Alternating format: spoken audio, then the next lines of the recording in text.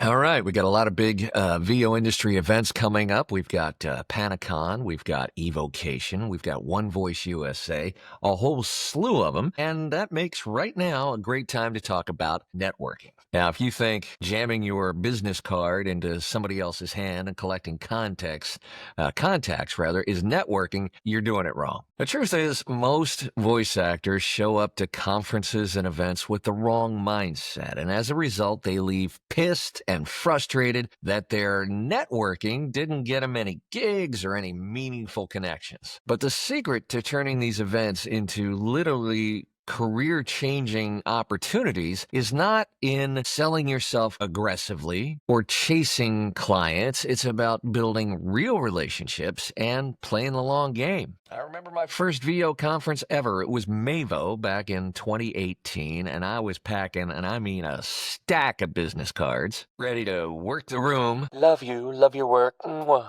But after about an hour of that awkward bullshit, I realized something that changed the game. I wasn't connecting. I was collecting. I quickly shifted my approach and focused on real, actual conversations and understanding the voiceover industry, and I started to see results. This post will walk you through my proven strategies for networking at conferences and events, whether it's within the voiceover industry or at outside conferences and events for maybe industries that your clients are in. Now, if you want your own personalized VO networking game plan for events, I've got one for you. It's an interactive quiz that's going to figure out your personal networking style and build you a game plan specifically for that style and that event. It's free, and I'll put that link in the description and show notes below. Now, there's a few reasons why traditional networking fails a lot of voice actors.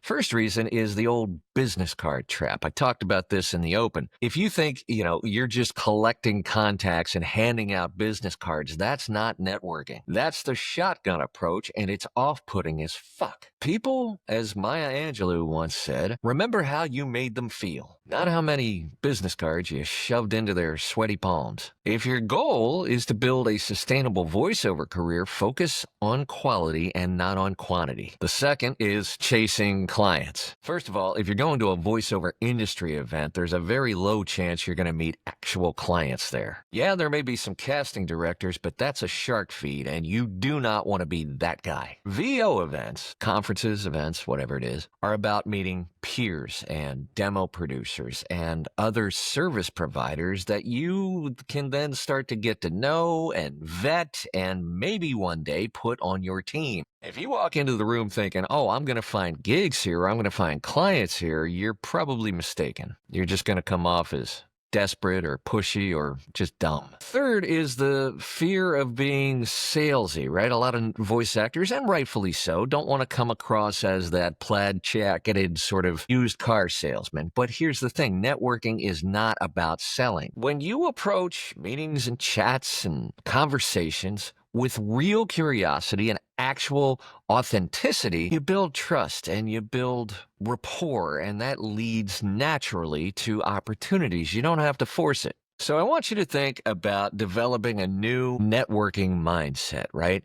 Developing real connections. If you're going to an industry event, let's say it's One Voice USA, you got to remember that this is a community. It's not a marketplace. And so if you're going to develop your network within this community, that's got to be a mix of other voice actors, demo producers, coaches, other service providers. Each one of those relationships is going to build your team and support your growth. So when you stop seeing this as transactional and see the community as an ecosystem, you stop chasing transactions and quick wins, and you start investing your time and your intention and attention long term. Remember this mantra, be a connector, not a collector. One of the most powerful ways to build your business network, your personal business network, is to connect other people to each other. When you can put two people together that can help each other, that can get to know each other, that might even just like each other, right? You become a valuable hub within that ecosystem, within that community. And that generosity, my friends, builds trust, it builds rapport, and it does eventually lead to opportunities. And finally, focus on your ears and not on your mouth. Focus on listening and not on telling. Your goal at any event should be to learn about the person that you're having a chat with. What are their journeys like? What are their challenges and their goals, and how do they work? And what do they do for fun? What are they like as people? Ask open-ended questions and really listen. Actively listen. That approach will not only make you memorable, because very few people are good listeners, but it will show you how you can add value to that other person. Like we said, lots of industry events coming up. How do you go about sort of navigating or attacking those? Do your homework. Research the speaker lineup and the attendees. Find out who's going to be there. And identify even a few people, maybe a handful of people that you personally want to meet and get to know, whether it's fellow voice actors, whether it's coaches, producers, whatever. Now, if it's a non-industry event where you're likely to meet clients, let's say it's a video production conference. Again, figure out a handful of folks that you want to meet ahead of time, because just having that plan in your back pocket is going to give you more confidence,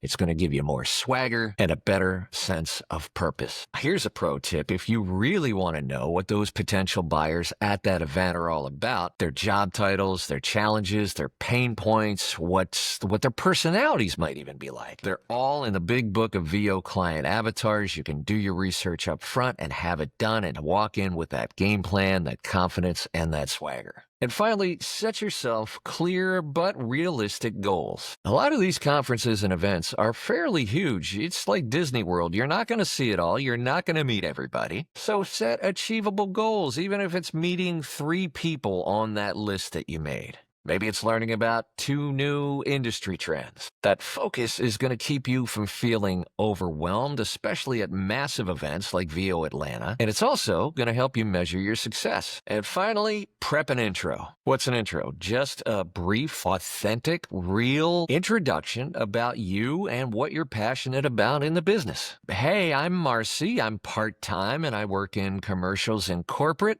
And I'm here to figure out how to try and go full-time one day. Simple, easy, real, authentic. Easy, breezy, beautiful cover girl. Now, you're at the event.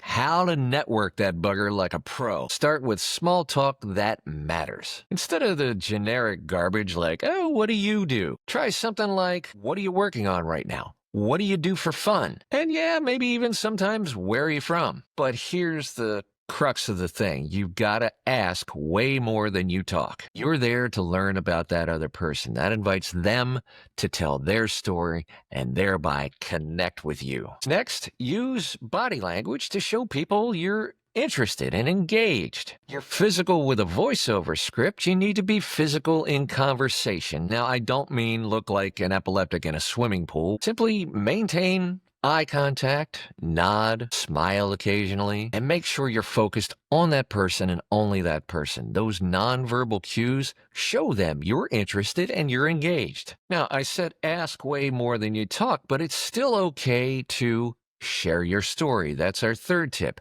It's okay to share your journey and your challenges and the obstacles you've overcome. Vulnerability and authenticity are great connectors, but what you can't do is just drone on about you. Finally, take notes and follow up. Now, I don't mean you were having a conversation writing everything down in the moment. After you chat, maybe walk to a corner and even record a voice memo or jot down a few notes. That way you can remember, and if your memory's anything like mine, it's not trustworthy, that person and what you talked about and how you connected, so that you can follow up later and recall that connection and that conversation and deepen the relationship. A lot of us are pros at attending VO industry events, but if you're going to expand your horizons, if you're really going to meet clients, like people that actually hire you, you have to go where clients are. Now, video producers aren't necessarily walking into a video production conference looking for voiceover talent, but they're going to be there, and you can position yourself as a solution before they even necessarily realize it.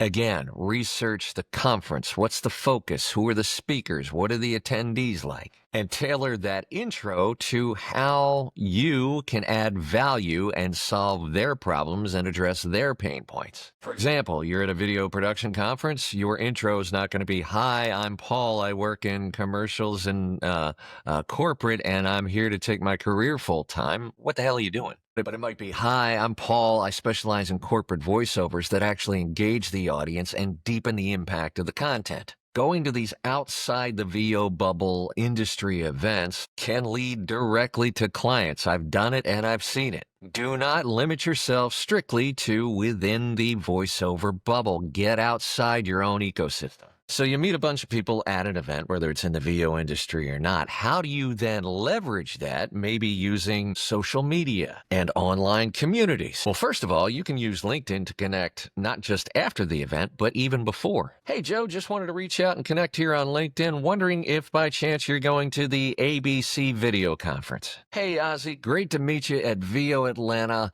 Just wanted to follow up here. If I can help you in any way, let me know." You can join the VoiceOver Facebook groups and forums. Online communities are going to help you stay engaged and build peer relationships all year long. And finally, and you might guess this one, share your experience on social media. Take a bunch of selfies with folks. It's fun. You can post those and other photos. Give people shout outs on social media. That's not only documenting the event, but maybe you pick up some social media followers, but most importantly, you're deepening that connection. And here's from the Paul Schmidt voice of "I've screwed it up every which way to Sunday. Here's what not to do." First of all, just chill out on the business cards. Take a reasonable number of cards, and if people ask, of course, give them a business card. But don't focus on that. Focus on the conversations and the connections. Next, remember, it's networking. It's a two-way street. Don't be a conversation hog. Yes, you can share your story when appropriate, sure, but you want to balance that with active listening and questions about that other person. Ask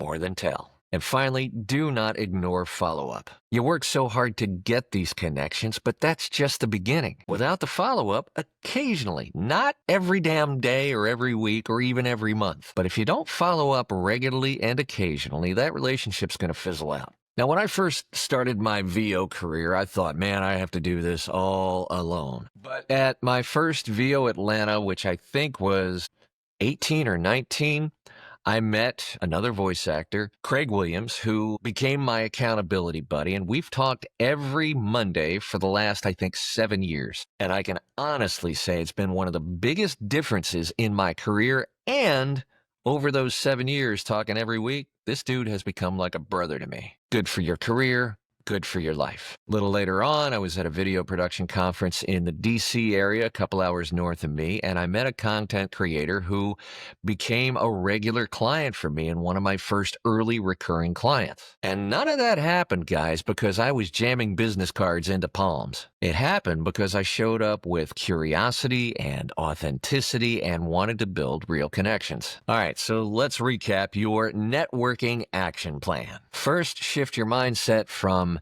transactional to relational. Second, do your homework before every event. Next, engage with people authentically. Focus on listening and learning about them. Follow up with personal messages. Expand your network by getting out of the VO bubble and leverage online communities and social media to keep growing your network. Networking, guys, it's not a panacea. It's not a magic bullet, but it is one of the most powerful tools you have as a voice actor, as an entrepreneur, a business owner, to change the trajectory of your career. When you do it right, it opens doors, it builds your confidence, and more importantly, it builds your community to support your growth moving forward. Do it wrong, you're going to put people off like that used car salesman. I hope this video helped you at your next industry event or outside the industry event. If it did, give us a like, a subscribe, share the video with another voice actor who you think it might help. The more we exchange ideas, opinions, strategies, tips, the better, stronger industry we're going to have for everybody, the better service providers we're going to be, and the more we're going to grow our voiceover businesses. Thanks so much. We'll see you back here again real soon.